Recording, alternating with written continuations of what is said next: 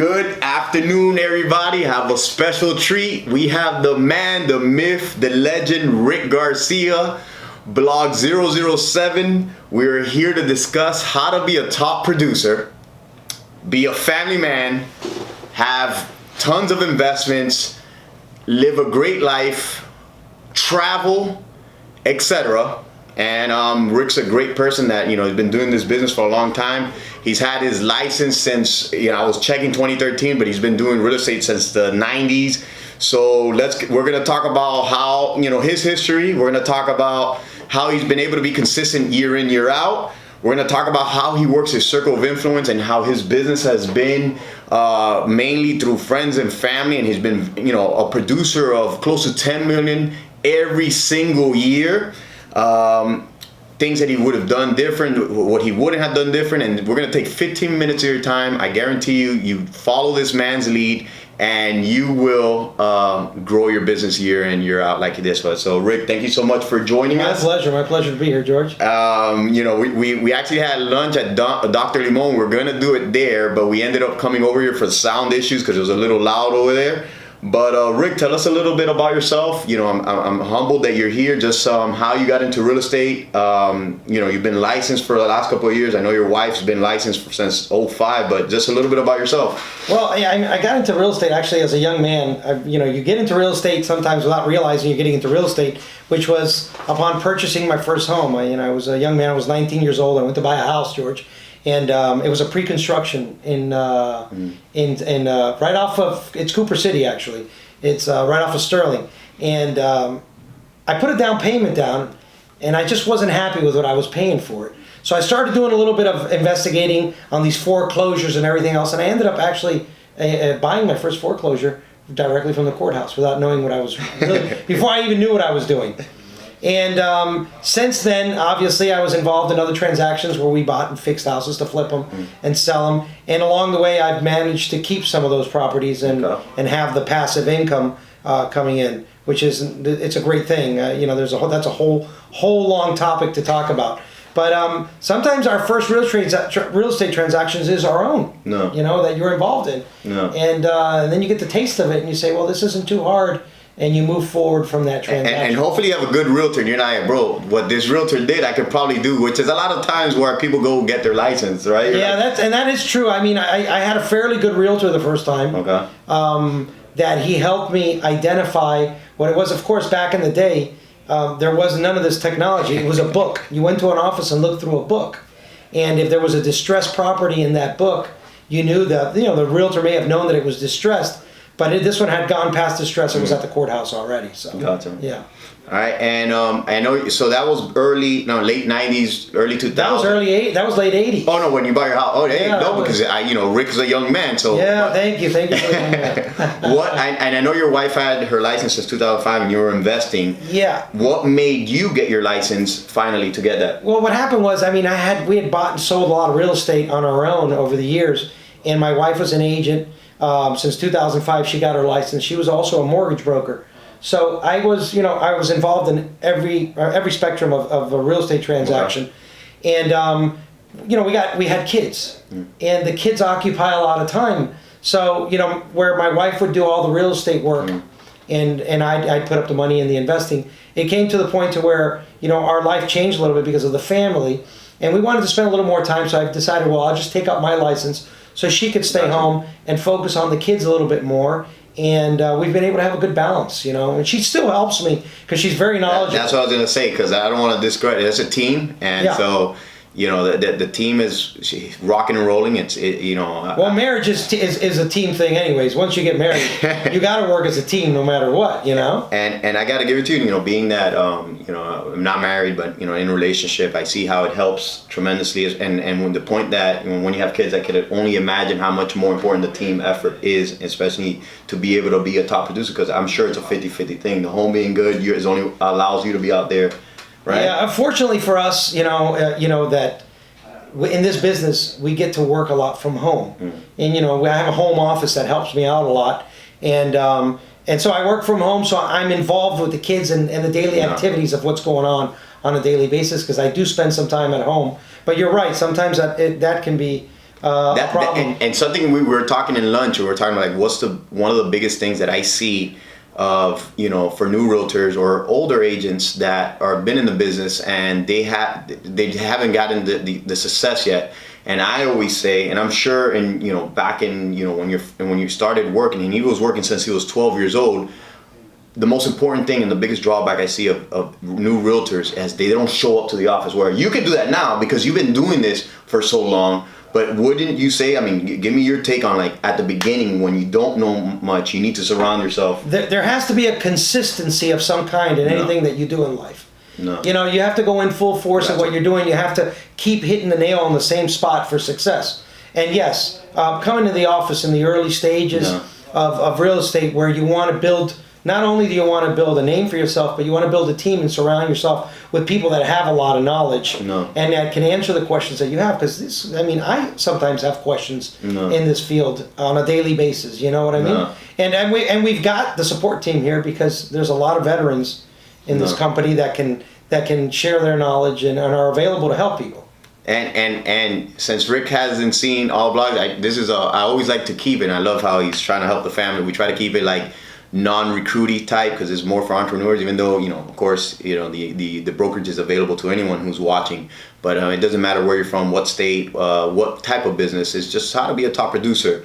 How Rick, how is it though, even though you've been in the business for a while, how is it that consistently year in year out you're hitting huge numbers? What's the secret sauce? So people are gonna ask, how do you consistently do that every single year? Well, one of the things that I pride myself on is I usually, by the end of the day, I've gotten back to everybody with a phone call that has called me that wants to hear from me. If I couldn't answer their phone, I try to answer all the phone calls because I know the level of frustration being on the other end on a transaction and getting a voicemail and not hearing back. There's a lot of anxiety for these buyers and a lot of anxiety for even people who are looking or sellers. So you want to make sure that they know that they can get a hold of you. And that's been one of the secrets of my success. Is everyone always tells me, Rick always gets back to me. Rick always takes my calls. So I try to prioritize that, especially for active clients that you're currently working with, because they want to hear. A lot of times people will take a listing and they don't feel like they need to talk to the seller anymore. The seller has things running through his mind on a daily basis. So even if you haven't heard from him or he hasn't called you, there's nothing wrong with calling him and saying, hey, listen, here's what I've gotten some calls on your property. They've asked these questions about it, so that he knows that you're involved on a daily basis with the sale of his house. The other thing that has given me a lot of success is I always try to give something to a client that they cannot purchase with money. Okay? Like, give us an example of that. For example, if I usually go into a house and if before the listing, and when I'm taking a listing, and I'll offer a pre-listing inspection. Okay? I usually use Max Home Inspections for it. They're really good. They give me a really good deal in. And what happens if I'm listing a property and I do a pre-home inspection before I list this property, I've eliminated a lot of the issues and anxiety that come up to that inspection and the sale, because the seller knows beforehand he's got a leaky faucet, that they're going to point out that coils are dirty on the air conditioner. Anything that's pointed out, he's already had it, and I've given him time to mentalize what he's going to do about these issues, whether he's going to give a credit or whether he's going to address them before we sell the house. So that usually, and I pay for that. That's a sunk cost for me, but it's a part of way of me locking up that listing. And it's very inexpensive, because if I spend $250 to $300 and I'm going to sell a house for $400,000, which I have the possibility of making 6% and in the least 3% off of it, a $300 investment at the inception to get it is not a big investment. And that kind of leads back to it where, now we're putting Rick on the tech wave and trying to help, grow his business. We've invested into a lot of different things. I just showed him something soon that I'll share with you guys. But that's how your business is mainly on referrals. And that's I'm guessing that's the lasting impression that people are like, man, you know what, Rick helped me from the beginning. And how much of your business is referral, word of mouth? Probably 90% of it is going to be referral, word of mouth, year over year. I do stay in contact with all my clients, and we discussed.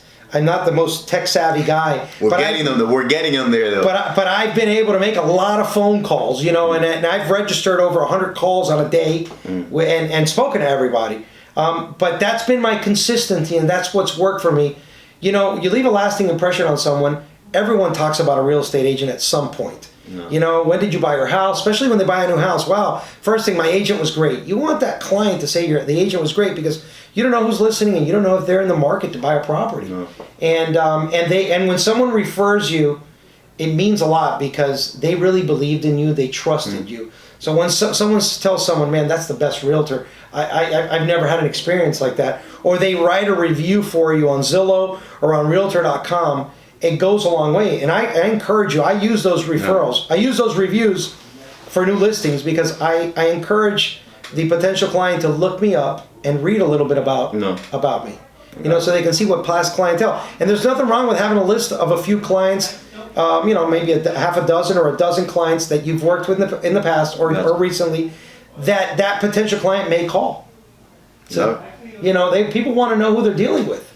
Yeah. I love it, and this is why I wanted to make sure we had this video on file. And something that I always like to do is show, you know, that the aspiring, not only realtor, but person that wants to work in any of it. If you're selling cars, if you're selling flowers, if you're selling, you know, insurance, these are lessons that you could carry over to anything. You know, any sales, everything in life is sales. If you want to consider sales and relationships, you need to follow up with phone calls. You need to call these individuals. And what I would recommend is also, you know, keeping track of it, and that's something that you want to make sure you do. And follow. That's the key. Follow up is the key. And that now leads me to, if you had to do anything over from when you first became a realtor, what would you have done different? And then it also would say, wouldn't you change from when you first started? Those two questions. So it's a follow-up to two great ones. What's worked well and what would you have redone, or what? Well, times have changed a lot from when I started in this business. And so we've gone totally technological in these days. So things have changed a whole lot. What worked for me back in the beginning may not work for these new realtors now. No. And I'm learning a little bit of that as well. Although I get a lot of my referrals from past clients, I'd still like to tap into that tech client that's coming in. But really, I would probably listen a little bit more. I was really gung-ho. We're gung-ho when we're young. You know, I made mistakes, you know, along the way. And I probably could have been involved in a setting as we have in lifestyle, which I wasn't a part of. So a lot of the stuff was self-learned as an investor. And it was just trial and error.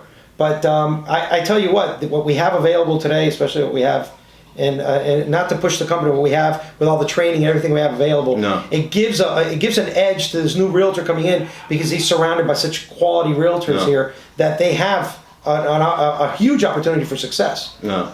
And there's a lot of realtors out here, but not all of them are selling. You know, and just to touch in there, not to be selly, you got to make sure wherever you go that there is those actual trainings for you to go to. Not like that once a week. You got to make sure every week you're going to every single training. You're showing up to that office, which is the big. You could have no circle of influence.